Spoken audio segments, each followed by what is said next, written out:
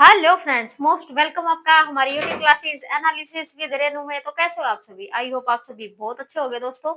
तो देखो, आज हम पढ़ने वाले हैं अपना हरियाणा जीके के संरक्षण रिजर्व। कुछ मैंने क्या है टॉपिक आपको मैं करा चुकी, जिसमें मैं आपको हरियाणा के वाइल्ड लाइफ सेंचुरी के बारे में और नेशनल पार्क के बारे में मैं कल आपको और परसों क्लास दे चुकी हूँ। आज हम संरक्षण रिजर्व के बारे में बातें करेंगे। संरक्षण रिजर्व जो मतलब थोड़ा सा पहले के टाइम में जो थोड़ा बहुत हमारा एरिया होता था, जहां पर पशु पक्षी अपना मतलब फेवरेट जिसको जगह मानते थे, तो उसको सरकार क्या कर देती है, उसको संरक्षण दे देती है कि इस एरिया जो एरिया है ये हमारे जंगली जानवरों के लिए, पक्षियों के लिए क्या कर दिया है, मतलब एक तरह से सुरक्षित कर दिया है। तो वो एरिया हमारा क्या कहलाता है, वो संरक्षण रिजर्व कहलाता है। इसके अंदर मानव की गतिविधि हो सकती है हल्की फुल्की, इसके अंदर मतलब मानव अपनी गतिविधियां कर सकता है। गतिविधि से इन द सेंस मतलब लकड़ियां, अगर यहाँ पर क्या आ गई है, आंधी वगैरह आ गई है, बारिश वगैरह आ गई है, तो यहाँ से लकड़ियां लेकर आ सकता है। तो ऐसे हमारे क्या बना रखे हैं, हमारे हरियाणा के अंदर कुछ जगहें बना रखी हैं। तो उसी के बारे में आज हम बातें करने वाले हैं। तो सबसे पहले हमारा क्या रहने वाला है, सरस्वती और सोरस। सोरस जंगल भी क्या कहते हैं, इसको बोला जाता है सरस्वती अभ्यारण्य या सोरस जंगल के नाम से हम इसको जानते हैं। और ये हमारे आता है कैथल जिले के अंदर। कहाँ पर आता है, ये हमारे कैथल जिले के अंदर आता है।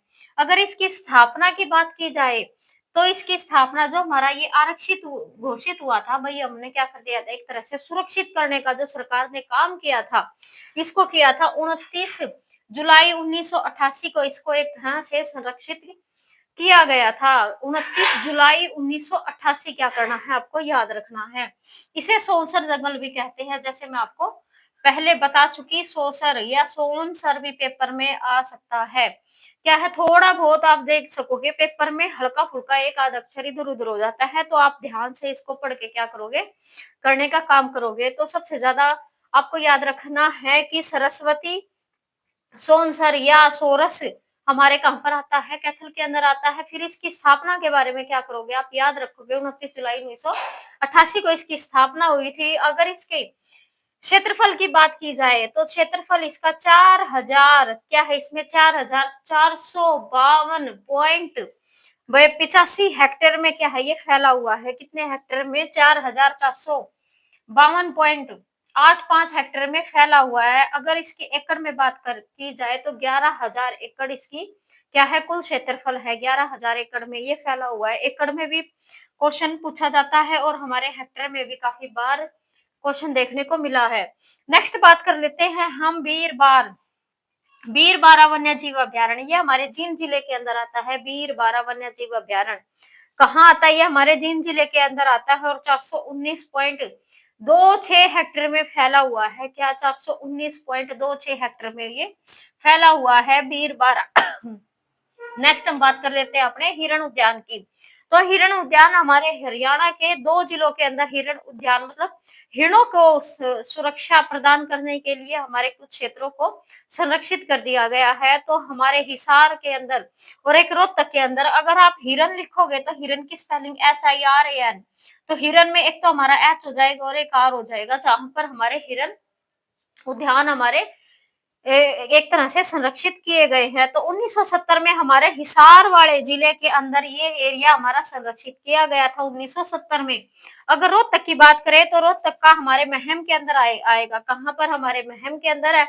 अगर हिसार में है तो 42 एकड़ में ये हमारा फैला हुआ है। कितने एकड़ में, हिसार वाला 42 एकड़ में फैला हुआ है। और अगर छोटे की बात करें, पेपर में आपसे बड़ा या छोटा करके पूछा जाएगा, तो जो हमारा हिसार वाला है वो बड़ा है 42 एकड़ में, और जो रोहतक वाला ही है हमारा, वो क्या हो जाएगा, वो छोटा हो जाएगा।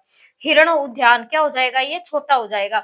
ऐसे हमारे हरियाणा के अंदर 3 चिड़ियाघर भी है, लेकिन रोहतक वाला जो चिड़ियाघर है वो हमारा बड़ा काउंट करते हैं, जिसको मैं आपको अगली क्लास में बताऊंगी। ठीक है, बस ये तो क्या है, देखो रोहतक का जो हमारा हिरण उद्यान है उसके साथ मैंने बता दिया ये छोटा है हिरण उद्यान, लेकिन चिड़ियाघर हमारे रोहतक का क्या रहने वाला है, बड़ा रहने वाला है। नेक्स्ट बात कर लेते हैं हमारे GCBC। क्या, हमारे GCBC 2001 में क्या की गई थी, इसकी स्थापना की गई थी। इस एरिया को संरक्षित किया गया था, किसके लिए, Jatayu and sparrow conservation and breeding centre मतलब क्या है, हमारे जटायु जो हमारे रामायण में भी क्या मिलता है, ये जो रावण होता है जब माता सीता को उठा के लेके जाता है तो एक गिद्ध या जटायु नाम का एक पक्षी क्या करता है, रावण से लड़ने की कोशिश करता है और अपने प्राणों को वो त्याग देता है। तो वही जटायु क्या करता है, जो हमारे पर्यावरण का एक संरक्षक माना जाता है, क्या माना जाता है, संरक्षक माना जाता है। तो उसको एक तरह से हमारी धरती से क्या हो रहे थे, वो बिल्कुल विलुप्त हो रहे थे, उस उनके संरक्षण के लिए हमारे हरियाणा सरकार ने क्या किया था, काम किया है। तो इसी वजह से उनकी ब्रीडिंग के लिए क्या है, उनके प्रजनन केंद्र भी हमारा यहाँ पर बनाया गया 2001 में। जटायु के ऊपर हमारे हरियाणा ने ही काम किया है, साथ में उसके प्रजनन के लिए भी क्या किया है, उसकी आने वाली पीढ़ी के ऊपर भी क्या कर रही है हमारी हरियाणा सरकार, काम कर रही है। और कब से कर रही है, ये 2001 से काम कर रही है। और ये हमारे कहाँ पर है, ये हमारे पंचकुला के अंदर है। जो मैंने आपको वाइल्ड लाइफ सेंचुरी बताई थी, तो उसके अंदर जो वीर शिकारगढ़ वन्य जीव अभ्यारण्य मैंने आपको बताया था, क्या बताया था, वन्य जीव अभ्यारण्य जो हमारे पंचकुला के पिंजौर के अंदर है। कहाँ पर है, ये हमारे पिंजौर के अंदर है। कहाँ पर, ये पिंजौर के अंदर है। और वहीं पर इसकी ब्रीडिंग सेंटर भी खोला गया है। और यह विश्व का सबसे बड़ा गिद्ध ब्रीडिंग सेंटर हमारा माना जाता है, क्योंकि हमारे हरियाणा ने ही पूरे मतलब एक तरह से पूरे विश्व में सबसे पहले ये काम करने का काम किया था। बात कर लेते हैं अब नेक्स्ट की, असोला भाटी वन्य जीव अभ्यारण्य। असोला भाटी वन्य जीव अभ्यारण्य ये 32 किलोमीटर वर्ग किलोमीटर में फैला हुआ है। कितने वर्ग किलोमीटर में, असोला भाटी वन्य जीव अभ्यारण्य ये 32 वर्ग किलोमीटर में फैला हुआ है। और इसका एरिया अगर जाने तो हमारा दिल्ली वाला एरिया हो जाएगा, जो दक्षिणी दिल्ली है, जो हमारे गुरुग्राम के साथ और जो फरीदाबाद के साथ हमारी अटैच होती है, तो वो वाला एरिया हमारा, कुछ एरिया क्या किया गया है, संरक्षित कर लिया गया है।